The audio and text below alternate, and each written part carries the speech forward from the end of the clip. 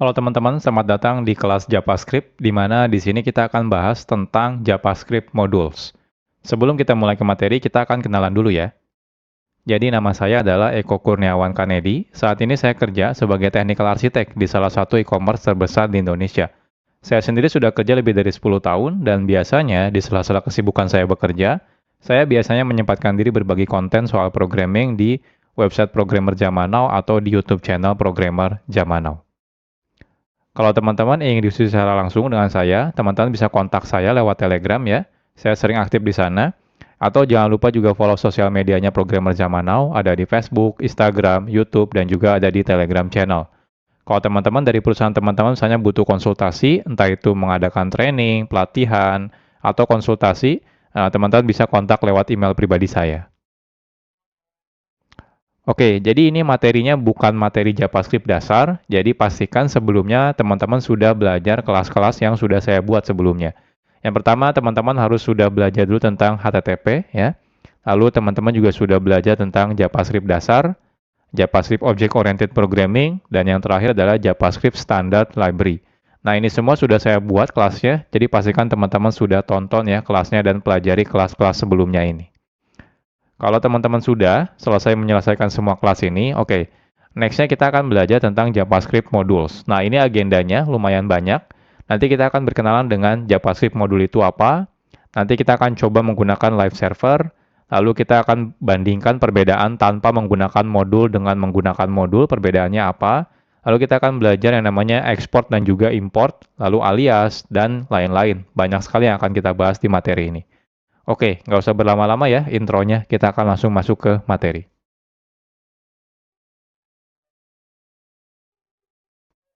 Sekarang kita akan berkenalan dulu dengan JavaScript Modules. Dahulu, kode program JavaScript itu biasanya dimulai dari kode yang kecil dan juga sedikit biasanya ya. Jadi saat kita membuat kode program ya, biasanya ya dimulai dari kodenya yang sedikit dulu. Jadi mungkin jarang sekali kita akan menggunakan kode JavaScript dengan ukuran yang sangat besar dalam satu halaman website. Nah, tapi ya, saat ini kebutuhan web ya sudah berbeda. Jadi kalau dulu tuh mungkin kebanyakan aplikasi website itu ya sederhana gitu ya, beda seperti yang sekarang.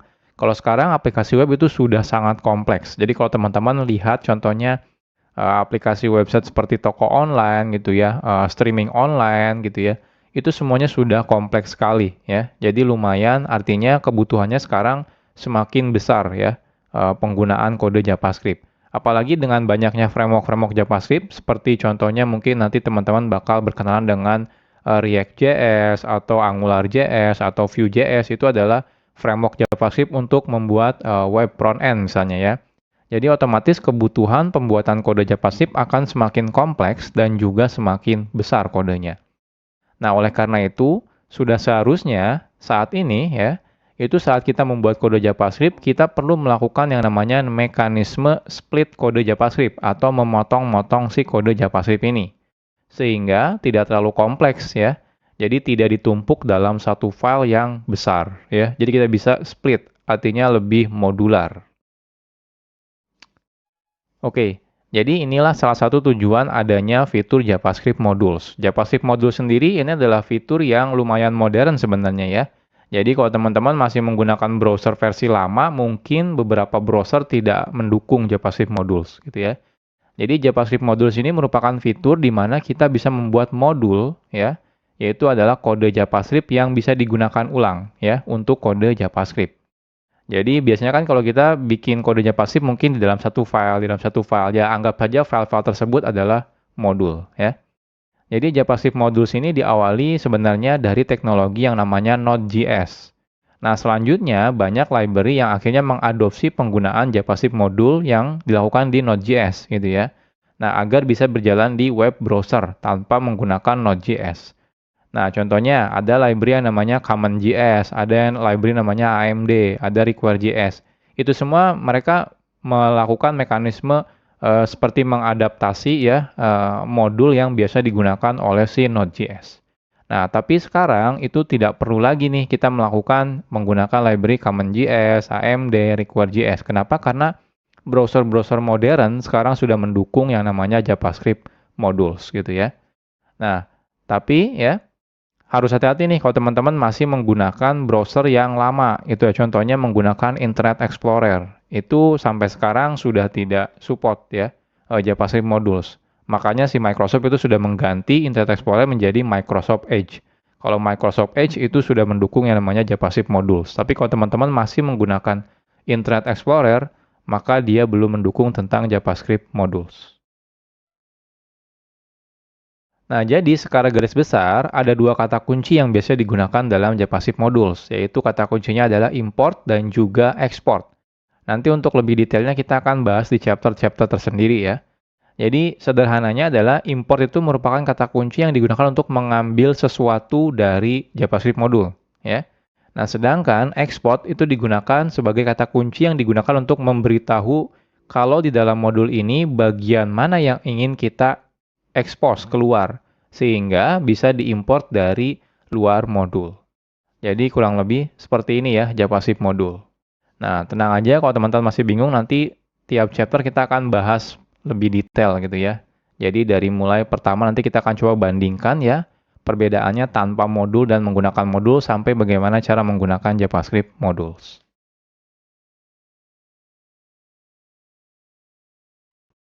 Oke, sekarang kita akan membuat projectnya terlebih dahulu ya. Sederhana aja, kita akan buat folder kosong namanya adalah belajar JavaScript modules.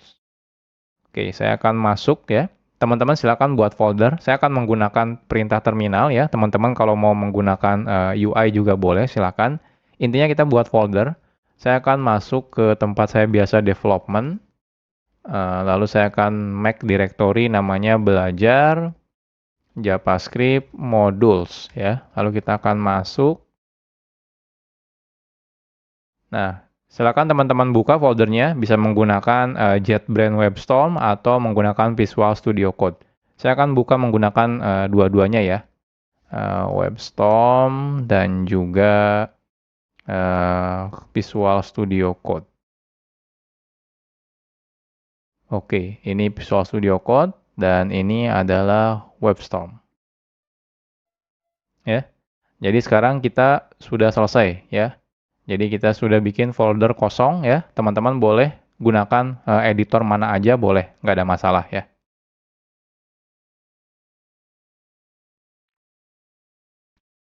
Oke, sekarang kita akan bahas tentang live server. Saat kita menggunakan fitur yang namanya JavaScript module, itu sangat disarankan teman-teman menjalankan kode JavaScript-nya di dalam web server. Jadi artinya tidak langsung dari file teman-teman buka menggunakan web browser. Jangan ya. Kenapa? Karena beberapa mungkin tidak akan jalan kalau teman-teman bukanya langsung dari file. Jadi teman-teman harus beneran running dalam mode web server. Nah, hal ini karena spesifikasi dari JavaScript modul meminta secara default kode JavaScript perlu di satu domain server yang sama. Jadi kalau teman-teman misalnya membuka file HTML-nya menggunakan URL file .2// di depannya gitu ya, maka dikhawatirkan akan terjadi error yang namanya CORS atau singkatan dari Cross Origin Resource Sharing gitu ya. Jadi pastikan teman-teman nanti menggunakan web server. Nah, di sini kita akan coba menggunakan web server ya. Dan tapi web servernya itu sangat gampang digunakannya gitu ya. Jadi teman-teman tidak perlu menginstal aplikasi tambahan seperti misalnya Nginx atau misalnya Apache HTTPD, itu nggak perlu gitu ya. Sudah ada plugin bawaan dari Visual Studio Code atau juga JetBrains ya. Itu sudah ada. Jadi teman-teman tidak perlu menginstal secara manual. Oke, kita mulai dari yang pertama. Jadi yang pertama itu kalau teman-teman menggunakan Visual Studio Code ya, teman-teman bisa install plugin namanya adalah Live Server. Jadi plugin ini nanti bisa digunakan untuk menjalankan lokal web server ya. Jadi lebih gampang nih kalau teman-teman menggunakan plugin ini ya. Jadi plugin live server ini bisa digunakan untuk menjalankan lokal web server sehingga saat teman-teman nanti mengakses kode JavaScript-nya, kita bisa menggunakan domain localhost ya. Atau misalnya 127.0.0.1. Oke, jadi ini pluginnya. Kalau teman-teman lihat di sini, silakan diinstal ya.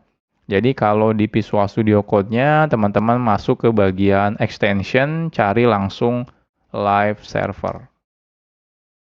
Nah, di sini live server ya, kebetulan saya sudah menginstalnya. Kalau teman-teman sudah install, di pojok kanan bawah ini ada tombol Go Live. Ketika teman-teman klik Go Live, nanti dia akan merunningkan local web server ya terhadap folder yang sekarang kita buka. Ya, kebetulan di sini foldernya masih kosong ya. Nah, selanjutnya kalau teman-teman misalnya menggunakan JetBrains ya, JetBrains IDE itu tidak perlu menginstal apa-apa lagi. Di dalam JetBrains IDE seperti IntelliJ IDEA, WebStorm gitu ya, PHP Storm, Golang itu ya, itu semuanya sudah ada local web server. Jadi teman-teman tidak perlu menginstal plugin tambahan.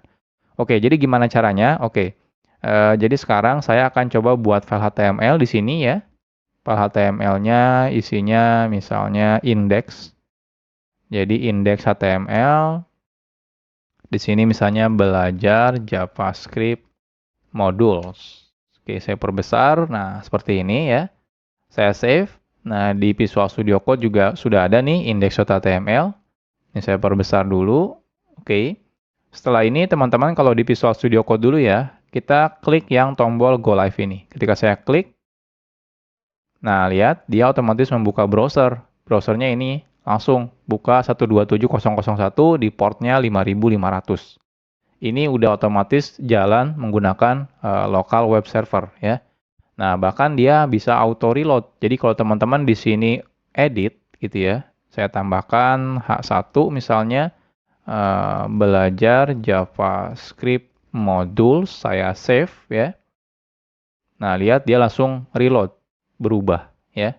Perubahannya langsung kelihatan di sini. Jadi ini enaknya kalau menggunakan live server. Nah, kalau teman-teman menggunakan WebStorm, itu ketika teman-teman buka file HTML, nah di pojok kanan atas di sini ada tombol untuk menjalankan dalam mode live server. Jadi cukup klik misalnya Google Chrome ya. Ketika saya klik Google Chrome di sini, nah dia akan buka Google Chrome. Agak berbeda. Contohnya di sini hostnya menggunakan localhost, portnya 63342, mungkin berbeda ya. Dia biasanya random, beda seperti yang di Visual Studio Code, dia portnya 5500. Kalau yang di JetBrains, dia random biasanya. Lalu di sini diikuti dengan nama foldernya biasanya. Kalau di sini enggak, ya nggak ada nama foldernya. Tapi kalau di sini ada nama foldernya. Tapi dia tetap ada hot reload-nya ya. Jadi kalau teman-teman ubah, di sini saya ubah 2 baris, saya save, saya buka browser, nah lihat, dia otomatis hot reload ya. Jadi langsung ke reload seperti ini ya. Jadi ini mulai sekarang, jadi saya tidak akan menjelaskan lagi ya. Jadi saya pastikan kalau teman-teman nanti menggunakan belajarnya ya di JavaScript modul ini, pastikan selalu menggunakan local web server. Jadi saya ajarkan live server, kenapa? Karena ini yang paling mudah. Teman-teman tidak perlu menginstal aplikasi tambahan.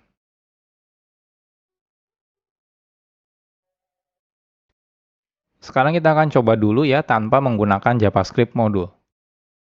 Sebelum kita membahas tentang JavaScript modul, sekarang kita akan coba dulu ya membuat kode program JavaScript tapi tidak menggunakan JavaScript modul.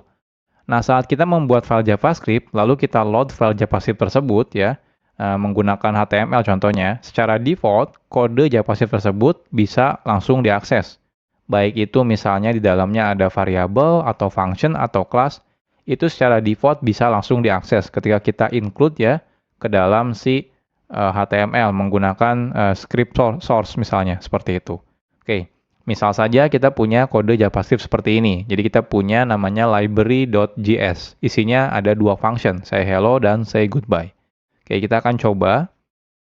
Jadi di sini saya akan buat satu folder ya. Nama foldernya adalah scripts. Nah, di sini kita akan buat JavaScript file namanya library. Jadi kita akan buat function yang namanya say hello, name,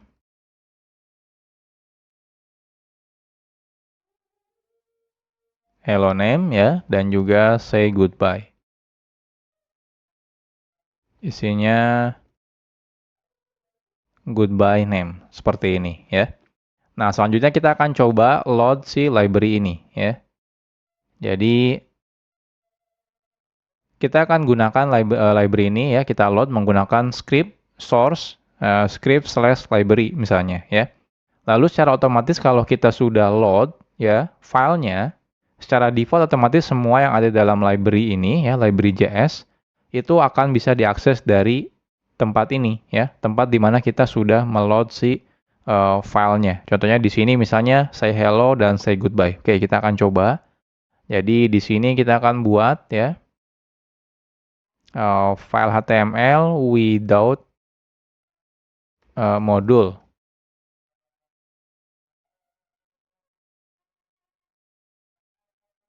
Oke, jadi di sini kita buat dulu script, source-nya kita ambil scripts/library.js ya. Lalu di sini kita say hello, misalnya echo, say goodbye, echo, seperti ini ya. Nah, kita lihat apa yang terjadi. Inspect. Nah, hasilnya di konsol kelihatan nih. Saya perbesar dulu. Nah, lihat ya. Ada hello echo dan goodbye echo. Artinya apa? Artinya secara default saat kita load ya sebuah file JavaScript itu otomatis bisa langsung digunakan apapun yang ada di dalam kode JavaScript ini. Entah itu function di sini, teman-teman bikin variabel contohnya misalnya ya. Bikin variabel name sama dengan contohnya echo seperti ini ya. Lalu di sini kita akan coba console.info name seperti ini. Nah, lihat di sini keluar ya, echo ya. Artinya apa? Artinya name ini bisa walaupun di sini tidak ada variabel name, tapi karena dia ada di library.js, jadi otomatis dia bisa digunakan. Ini behavior default ya kalau kita meload file JavaScript. Jadi semuanya bisa diakses. Ini kadang-kadang agak sedikit berbahaya, apalagi kalau kita meload misalnya beberapa library JavaScript gitu ya, beberapa file JavaScript, ternyata ada beberapa function yang sama atau juga nama variabel yang sama. Otomatis akan terjadi bentrok ya. Ya, salah satunya inilah kenapa kita butuh yang namanya JavaScript modules.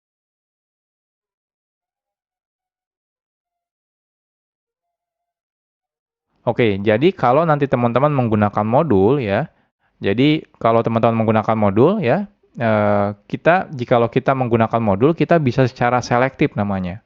Jadi milih-milih gitu ya. Jadi bagian kode mana yang akan diekspos keluar. Kalau tadi tanpa menggunakan modul, teman-teman langsung include menggunakan source JavaScript biasa, itu semuanya yang ada di dalam file JavaScript tersebut otomatis diekspos gitu ya. Nah, ini agak sedikit berbahaya. Tapi kalau nanti teman-teman menggunakan modul, teman-teman bisa pilih bagian mana, function mana, variabel mana, kelas mana yang ingin diekspos keluar. Karena mungkin beberapa variabel tidak mau diekspos keluar misalnya, seperti itu ya. Nah, secara default, kode yang kita buat menggunakan JavaScript modul tidak bisa digunakan dari luar file atau dari luar modul, kecuali memang kita meminta untuk mengeksposnya keluar. Jadi, kalau yang JavaScript biasa itu ya, by default semuanya diekspos. Nah, kebalikannya dengan JavaScript modul. Kalau JavaScript modul, semuanya justru tidak diekspos. Jadi, ketika kita pengen mengekspos, justru kita harus menyebutkan mana yang ingin diekspos keluar.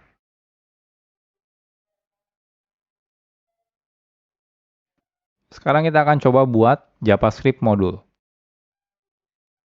Membuat modul itu sangat sederhana. Kita cukup membuat file JavaScript seperti biasa aja gitu ya. Jadi nggak ada perbedaan sebenarnya saat teman-teman bikin file JavaScript biasa sama JavaScript modul. Yang membedakan adalah saat kita justru meload file JavaScript-nya dari HTML. Kita tidak lagi menggunakan tipenya JavaScript lagi, melainkan tipenya adalah modul ya. Jadi kan biasanya kita script type JavaScript defaultnya kita ganti menjadi script type modul ya. Oke.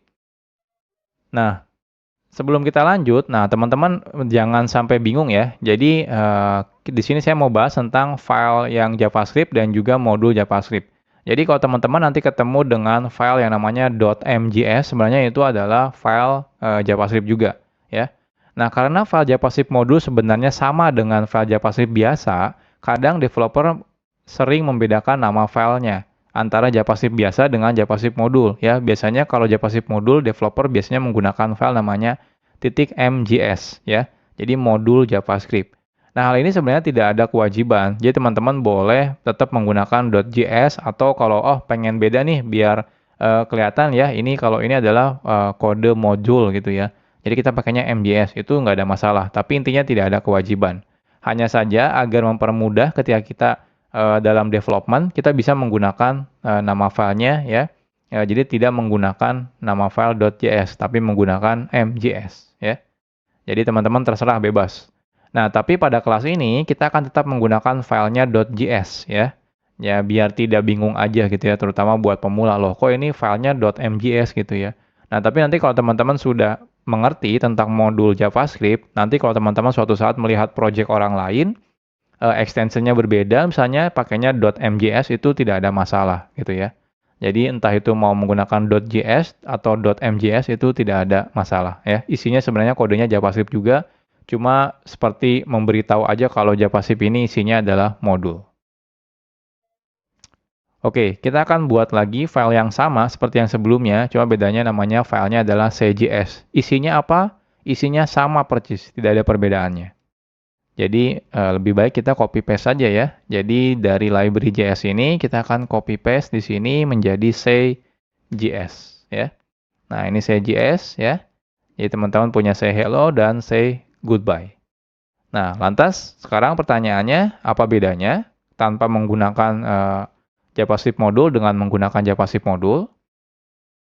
Jadi yang membedakan adalah cara kita meload JavaScript modulnya ya. Jadi caranya teman-teman tambahkan modul di sini. Jadi type-nya itu modul. Karena default-nya kalau teman-teman tidak menggunakan type, itu type-nya adalah JavaScript. Nah, kita ganti type-nya menjadi modul. Jadi perbedaannya cuma itu saja sebenarnya. Nah, sekarang kita akan coba. Jadi di sini saya akan buat file baru namanya with module ya.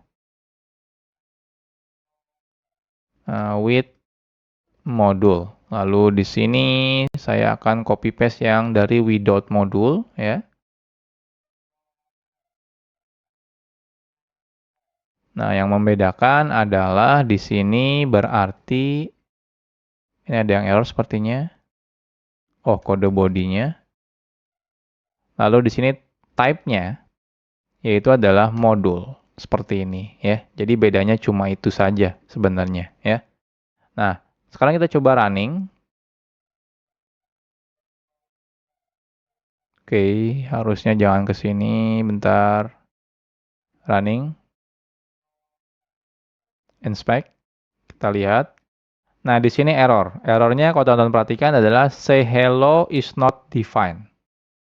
Jadi ketika kita manggil say hello, ternyata loh kok di sini dibilang tidak didefinisikan. Jadi artinya apa? Artinya say hello itu tidak ada loh. Tapi kan kita ada nih di library JS. Oke, salah ya. Ini say.js. Saya save tetap error sih. Tapi kan ada ya di say.js. Ini ada say hello dan di sini ada say goodbye. Pertanyaannya kenapa? Kenapa error ya? Oke, kita lihat lagi ke slide. Jadi nanti teman-teman pasti bakal mengalami seperti ini ya. Jadi hasilnya adalah JavaScript modulnya pasti error nih ketika teman-teman manggil say hello. Pertanyaannya kenapa bisa error? Jadi secara default, di awal-awal tadi sudah saya jelaskan sebenarnya. Saat kita menggunakan fitur JavaScript modul, semua kode yang ada dalam JavaScript modul, entah itu function, variabel, kelas, dan yang lain-lain, tidak diekspos keluar modul tersebut. Artinya tidak bisa digunakan dari luar modul. Jadi cuma bisa di dalam file itu saja atau modul itu saja. Nah, kalau kita ingin mengakses folder tersebut ya, jadi teman-teman misalnya, oh saya pengen deh yang function saya hello sama saya goodbye pengen diekspos keluar. Nah, kita harus memberitahunya secara eksplisit. Jadi caranya adalah menggunakan kata kunci export yang akan kita bahas di chapter selanjutnya.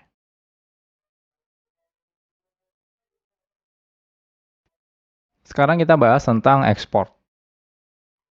Export itu merupakan kata kunci yang digunakan untuk mengekspos kode yang ada dalam modul ya. Jadi mengekspos keluar. Nah, export itu biasanya ditambahkan di awal sebuah variabel kah, function atau juga class.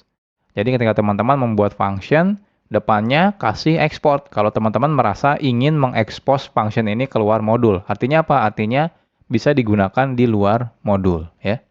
Oke, contohnya yang sebelumnya, contohnya kita punya yang say hello dan say goodbye.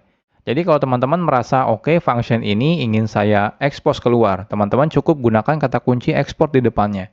Jadi export function, nama functionnya. Jadi seperti biasa, coba bedanya tambahkan export. Nah, defaultnya kalau teman-teman tidak tambahkan export, maka dia tidak diekspos keluar. Ya, makanya di awal tadi kita ketika manggil say hello itu error. Kenapa? Ya karena tidak diekspos keluar. Oke, sekarang kita akan coba expose ya. Jadi yang say hello-nya ini kita akan coba tambahkan export ya. Lalu say goodbye-nya kita tambahkan export juga. Artinya yang say hello dan say goodbye sudah di-export ya. Jadi sudah diekspos keluar. Nah, di sini harapannya adalah say hello dan say goodbye-nya itu jalan. Nah, kita coba refresh. Oke, ternyata masih tetap error nih. Say hello-nya tetap is not defined. Nah, kenapa ini? Padahal kita sudah export ya. Harusnya kalau error ya harusnya di sini nih yang error karena name-nya belum didefinisikan. Tapi say hello dan say goodbye harusnya sudah diekspor ya. Ini kan sudah diekspor, ini sudah diekspor. Cuma kalau ini tidak diekspor. Oke, kenapa ini bermasalah? Masih tetap bermasalah. Kita akan bahas di chapter selanjutnya.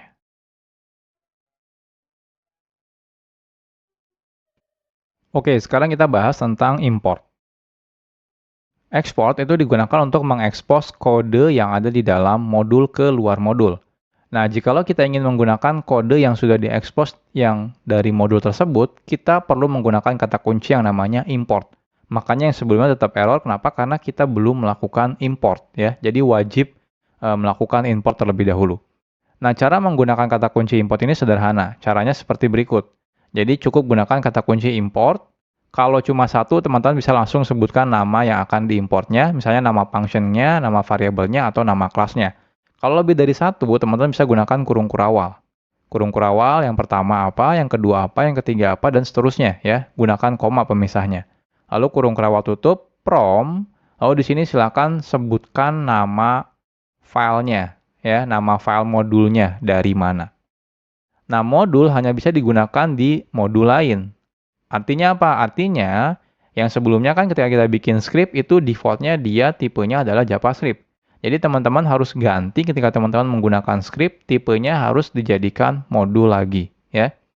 Nah, saat menggunakan import, kita tidak perlu lagi menambahkan script modul sort satu persatu. Ya.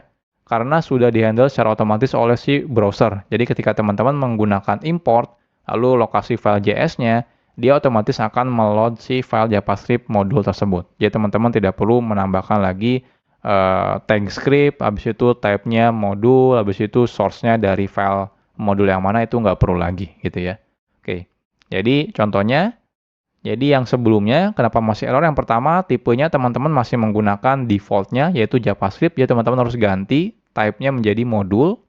Lalu di sini cara importnya adalah import ya, say hello, say goodbye, from. Nah ini, titik itu berarti relatif ke file sekarang. Habis itu titik slash script, ada folder script, lalu slash say js ya. Oke, kita akan coba. Jadi di sini ini type-nya kan default-nya kalau teman-teman tidak definisikan type-nya JavaScript. Nah, kita ganti menjadi modul lagi, harus sama gitu ya. Nah, selanjutnya ini kalau saya save, nah lihat di sini masih tetap error. Kenapa? Karena say hello-nya belum kita import. Jadi teman-teman harus gunakan import ya. Lalu di sini say hello, say goodbye, lalu from. Nah, from-nya dari mana? From-nya harus menggunakan, nggak boleh langsung gini ya. Script say.js. Nah, kalau seperti ini error ya. Errornya apa? Diberitahu. Kalau misalnya mau menggunakan modul itu harus relatif reference ya. Jadi seperti pakai slash atau titik slash ya, atau titik-titik slash seperti ini. Jadi kalau saya pengen dari file tempat file HTML saya lalu masuk ke dalam folder jadi titik slash seperti ini ya. Ini saya save. Nah, lihat, sukses ya. Nah, cuma info name-nya ini nggak keluar. Kenapa nggak keluar di sini? Karena tidak saya expose di sini ya. Tidak saya expose di CJS-nya. Selain itu juga di sini tidak saya import ya. Jadi kalau di sini teman-teman paksa import name seperti ini akan error gitu ya. Jadi kita melakukan request name tapi ternyata dia tidak diekspor dari modulnya seperti ini ya. Nah, kecuali teman-teman export nih name-nya. Nah, di sini export seperti ini ya. Nah, ini baru jalan nih, console info name-nya keluar, ya, echo seperti ini. Jadi, sederhana ya, menggunakan JavaScript modul itu. Cukup di file modulnya teman-teman lakukan export, dan di tempat yang teman-teman butuhkan lakukan import.